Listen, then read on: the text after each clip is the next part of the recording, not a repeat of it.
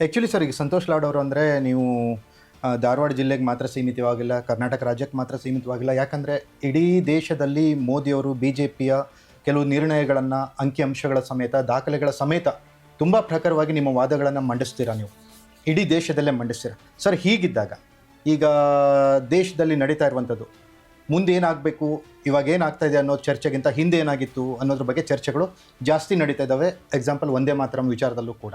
ಇದ್ರ ಬಗ್ಗೆ ನಿಮ್ಮ ಒಪಿನಿಯನ್ ಏನು? ಅದೇ ಹೇಳ್ತೇನಲ್ಲ, ಬಿ ಜೆ ಪಿಯವ್ರಿಗೆ ಏನಾಗಿದೆ, ಡೈವರ್ಷನ್ ಮಾಡೋದ್ರಲ್ಲಿ ನಂಬರ್ ಇದೆ. ಈಗ ನೋಡಿ, ಯೂಸರ್ ಚಾರ್ಜಸ್ಸು ಬಾಂಬೆ ಏರ್ಪೋರ್ಟ್ನಲ್ಲಿ 3,000 ರೂಪಾಯಿ ಜಾಸ್ತಿ ಆಗಿದೆ. ಅದು ನೇರ 3,000 ರೂಪಾಯಿ ಹೋಗ್ತಕ್ಕಂಥ ಅದಾನಿಗೆ. ಒಂದೇ ಮಾತರಂ ಅಂತ ಮಾತನಾಡ್ತಿದ್ದಾರೆ. ಒಂದೇ ಮಾತರಂ ಅಂದ್ರೇನು? ಮಾತೃಭೂಮಿ ಗೌರವ ಕೊಡ್ತಕ್ಕಂಥ. ಇರಾಬರ ಭೂಮಿ ಅದಾನಿಗೆ ಕೊಟ್ಟಿದ್ದಾರೆ. ಕೋಲ್ ಮೈನಿಂಗ್ ಬ್ಲಾಕು ಅದಾನಿಗೆ, ಪೋರ್ಟ್ಗಳು ಅವನಿಗೆ, ರೈಲ್ವೆ ಅವನಿಗೆ, ಏರ್ಪೋರ್ಟು ಅವನಿಗೆ. ಮೊನ್ನೆ ತಾನೇ ಬಿಹಾರ್ನಲ್ಲಿ 1,000 ಎಕರೆ ₹1 ಲೀಸಿಗೆ ಕೊಟ್ಟಿರ್ತಕ್ಕಂಥದ್ದು.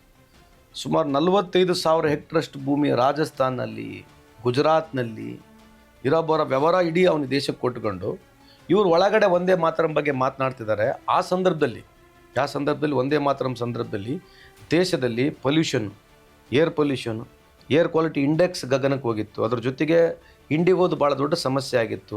ನಿರುದ್ಯೋಗಿ ಸಮಸ್ಯೆ ಇದೆ.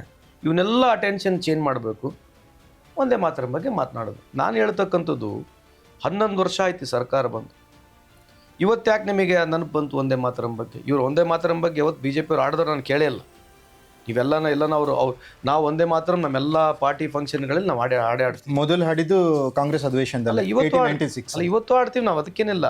ಇವರು ಯಾವತ್ತು ಆಡಿದವರಲ್ಲ. ಅದಕ್ಕೆ ಕಾಲಿಂಗ್ ಒಂದು ಅಟೆನ್ಷನ್ ಚೇಂಜ್ ಮಾಡಬೇಕು, ಅದನ್ನು ಮೀಡಿಯಾ ತೋರಿಸ್ಬೇಕು, ಯಾರಿಗೆ ಜವಾಹರ್ಲಾಲ್ ನೆಹರು ಬೈಬೇಕು. ಅದಕ್ಕೆ ಪ್ರಿಯಾಂಕಾ ಗಾಂಧಿ ಅವ್ರು ಭಾಳ ಚೆನ್ನಾಗಿ ಹೇಳಿದ್ರು, ಒಂದಿನ ಇಡೀ ದಿನ ಇದಕ್ಕೆ ಖರ್ಚು ಮಾಡಿಬಿಡ್ರಿ, ಏನು ಬೇಕು ನೆಹರುಗೆಲ್ಲ ಬೈದು ಬಿಡ್ರಿ, ಏನು ಬೇಕಲ್ಲ ನೆಹರುಗೆ ಬೈದು ಬಿಡ್ರಿ, ಅದಾದಮೇಲೆ ಮುಗೀತು. ಆಮೇಲೆ ನೋಡಿ, ಇಲ್ಲಿವರೆಗೆ ಎಷ್ಟು ಪಾರ್ಲಿಮೆಂಟ್ಗಳು ನಡೀತಾ ಇದ್ದಾವೆ, ಎಷ್ಟು ಪಾರ್ಲಿಮೆಂಟ್ಗಳು ನಡೀತಾ ಇದ್ದಾವೆ. ಪಾರ್ಲಿಮೆಂಟ್ ಸಮಯದಲ್ಲೇ ಮೋದಿ ಸಾಹೇಬರು ಈ ದೇಶದಕ್ಕೆ ಹೊರಗೆ ಹೋಗ್ತಾರೆ. ಪಾರ್ಲಿಮೆಂಟ್ ಯಾವಾಗ ಬರುತ್ತೆ, ಪಾರ್ಲಿಮೆಂಟ್ ಸೆಷನ್ ಯಾವಾಗ ಬರ್ತದೆ, ಮೋದಿ ಸಾಹೇಬರು ಫಾರಿನ್ ಟ್ರಿಪ್ಪಿಗೆ ಹೋಗ್ತಾರೆ. ಸೊ ಆ ಫಾರಿನ್ ಟ್ರಿಪ್ಪಿಗೆ ಹೋಗೋದು ಜಾಸ್ತಿ ನೋಡಬೇಕು ನಾವು. ಪಾರ್ಲಿಮೆಂಟಲ್ಲಿ ಏನು ಡಿಬೇಟ್ ನಡೆಯೋದಲ್ಲ. ಆ ಪಾರ್ಲಿಮೆಂಟ್ನ ಡಿಬೇಟ್ನಲ್ಲಿ ಮಾತನಾಡಿದ್ರೆ ಅದು ಅವಕಾಶವೂ ಜಾಸ್ತಿ ಕೊಡೋದಲ್ಲ.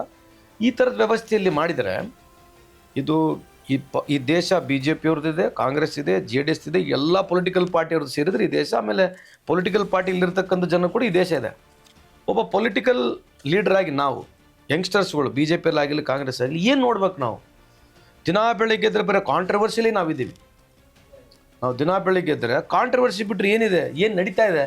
ಆಯಿತು, ಜಪಾನ್ನಾಗ ಏನಿದೆ, ಚೈನಾನಾಗ ಏನಿದೆ, ಸೌತ್ ಕೊರಿಯಾ ಏನಿದೆ, ಅಮೇರಿಕಾದಲ್ಲಿ ನಡೀತಾ ಇದೆ, ರಷ್ಯಾದಲ್ಲಿ ಏನು ನಡೀತಾ ಇದೆ, ಈ ಥರದ ವಿಚಾರಗಳು ಎಲ್ಲಿ ಬಹಿರಂಗವಾಗಿ ನಾವು ಮಾತಾಡೋದಲ್ಲ. ನಾವು ಮಾತಾಡೋದಿದೆ ಹಿಂದೂ, ಮುಸಲ್ಮಾನ, ಪಾಕಿಸ್ತಾನ, ಇವರೇ ಆದಂಥ ಒಂದು ಅಜೆಂಡಾ ಸೆಟ್ ಮಾಡೋದು, ನೆಹರು ಬಗ್ಗೆ ಮಾತನಾಡೋದು, ಒಂದೇ ಮಾತರಂ ಬಗ್ಗೆ ಮಾತನಾಡೋದು, ಆದಿಲ್ ಶಾ ಬಗ್ಗೆ ಮಾತನಾಡೋದು, ಔರಂಗಜೇಬ್ ಬಗ್ಗೆ ಮಾತನಾಡೋದು ಇದೆ. ಅಧಿಕಾರದಲ್ಲಿ ಇವರೇ ಇದ್ದಾರೆ. ಅಧಿಕಾರದಲ್ಲಿ ಇವರೇ ಇದ್ದು 11 ವರ್ಷ ಆಗಿ ಇವರೇ ಹೇಳ್ತಾರೆ ಹಿಂದೂ ಕತ್ತರೆ ಅಂತ ಇವರೇ ಹೇಳ್ತಾರೆ. ಮತ್ತು ನೀವೇ ಅಧಿಕಾರದಲ್ಲಿದ್ದು, ನೀವೇ ಚೀಫ್ ಮಿನಿಸ್ಟರ್ಗಳಿದ್ದು, ನೀವೇ ಪ್ರೈಮ್ ಮಿನಿಸ್ಟರ್ ಇದ್ದು, ಪ್ರೆಸಿಡೆಂಟು ನೀವೇ ಇದ್ದು, ಹೋಮ್ ಮಿನಿಸ್ಟ್ರು ನೀವೇ ಹಿಂದೂಗಳಿದ್ದು, ಮತ್ತು ಹಿಂದೂ ಕತ್ತರೆ ಮೇಲೆ ಅಂತ ನೀವು ಯಾಕೆ ರಾಜಕೀಯ ಮಾಡಬೇಕೀಗ? ರಾಜಕಾರಣ ಯಾಕೆ ಮಾಡಬೇಕು? ದಿನ ಬೆಳಗ್ಗೆ SIR ಬಗ್ಗೆ ಮಾತನಾಡ್ತಾರೆ, ಗುಸ್ಪೇಟೆ ಬಗ್ಗೆ ಮಾತನಾಡ್ತಾರೆ. ಗುಸ್ಪೇಟೆ ಅಂತಂದ್ರೆ ಏನು? ಯಾರು ಜನ ಹೊರದೇಶದಿಂದ, ವಿಶೇಷವಾಗಿ ಬಾಂಗ್ಲಾದೇಶದಿಂದ ಒಳಗಡೆ ಬಂದಿರ್ತಕ್ಕಂಥವ್ರು ಇವ್ರು ಹಗಲೆಲ್ಲ ಗುಸ್ಪೇಟೆ ಅಂತ ಹೇಳ್ತಾರೆ. UPA 1 UPA 2 ಸರ್ಕಾರದಲ್ಲಿ ನಾವು ಸುಮಾರು ಹೆಚ್ಚು ಕಮ್ಮಿ 70,000 ಜನಷ್ಟನ್ನ ನಾವು ಇಲ್ಲಿಂದ ಅವರಿಗೆ ಡಿಬೋರ್ಡ್ ಮಾಡಿ ಬೇರೆ ಕಡೆ ಕಳಿಸಿದ್ರೆ ಇವ್ರು ಇಲ್ಲಿವರೆಗೆ ಒಂದು 6,000 ಜನಕ್ಕೂ ಕಳಿಸಿಲ್ಲ. ಇವರು ದಿನ ಬೆಳಗ್ಗೆ ಇದ್ರೆ ಗುಸ್ಪೇಟೆ ಬಗ್ಗೆ ಇವ್ರು ಮಾತನಾಡ್ತಾರೆ. ರೆಕಾರ್ಡ್ ಇದೆ, ಪಾರ್ಲಿಮೆಂಟ್ನಾಗಿರೋ ರೆಕಾರ್ಡ್. ನಾನೇ ಸುಳ್ಳು ಹೇಳ್ತಾ ಬಗ್ಗೆ ಚೆಕ್ ಮಾಡಿಡ್ರಿ. BJPಯ ಕಾರ್ಯಕರ್ತರಲ್ಲಿ ನಾನು ಮನವಿ ಮಾಡ್ತಕ್ಕಂಥದ್ದು, ಗುಸ್ಪೇಟೆ ಬಗ್ಗೆ ಹೋಮ್ ಮಿನಿಸ್ಟರ್ ಸಾಹೇಬರು, ಪ್ರಧಾನಮಂತ್ರಿ ಅಗಲಲ್ಲಿ ಏನು ಮಾತನಾಡ್ತಾರೆ, ಕಳೆದ 11 ವರ್ಷದಲ್ಲಿ ಎಷ್ಟು ಜನ ಬಾಂಗ್ಲಾದೇಶನವರಿಗೆ ಹುಡುಕಿ ನೀವು ಬೇರೆ ಕಡೆ ಕಳಿಸಿದ್ದೀರಿ? ಇದು ಮೊದಲನೇ ಪ್ರಶ್ನೆ ಕೇಳಬೇಕಲ್ಲ ಅವರಿಗೆ. ಮತ್ತು ಅಗಲಾಲ ಗುಸ್ಪೇಟೆ, ಈಗ ಬೆಂಗಾಲ್ನಾಗ ಹೋಗ್ತಾರೆ. ಈ ಬೆಂಗಾಲ್ ಅಸೆಂಬ್ಲಿ ಚುನಾವಣೆ ಆಗೋವರೆಗೆ ಮಮತಾ ಬೆನರ್ಜಿಗೆ ಗುಸ್ಪೇಟಿಯಾ ಬಗ್ಗೆ ಮಾತನಾಡ್ತಾರೆ ವಿನಾ ಹೊರತು ಯಾವುದೋ ಡೆವಲಪ್ಮೆಂಟ್ ಬಗ್ಗೆ ಮಾತಾಡೋಂಗಿಲ್ಲ. ಯಾಕಂದ್ರೆ ಜನಕ್ಕೆ ಏನು ಹೇಳ್ಬೇಕಂತಂದ್ರೆ, ಇದು ವೆಸ್ಟ್ ಬೆಂಗಾಲ್ನಲ್ಲಿ ಇವ್ರು ರೂಲಿಂಗ್ನಾಗಿದ್ದಾರೆ, ಬಾರ್ಡರ್ ಬಾಂಗ್ಲಾದೇಶ ಇದೆ, ಬಾಂಗ್ಲಾದೇಶನವ್ರಿಗೆ ನಾವು ಒಳಗೆ ಬಿಡ್ತೀವಿ ಅಂತಕ್ಕಂತಂದ್ರೆ ಮಮತಾ ಬೆನರ್ಜಿ ಒಳಗೆ ಬಿಡ್ತಾ ಇರ್ತಕ್ಕಂಥದ್ದು ಹೇಳ್ಬೇಕು.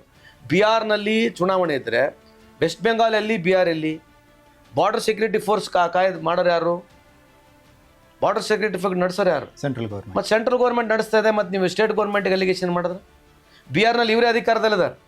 ಆಯಿತು, SIR ಆಯಿತು, SIRನಲ್ಲಿ 65 ಲಕ್ಷ ಓಟ್ ನೀವು ತೆಗೆದ್ರಿ, ಆಯಿತು. ಅದರ ಬಾಂಗ್ಲಾದೇಶನವ್ರು ಎಷ್ಟಿದ್ದಾರೆ?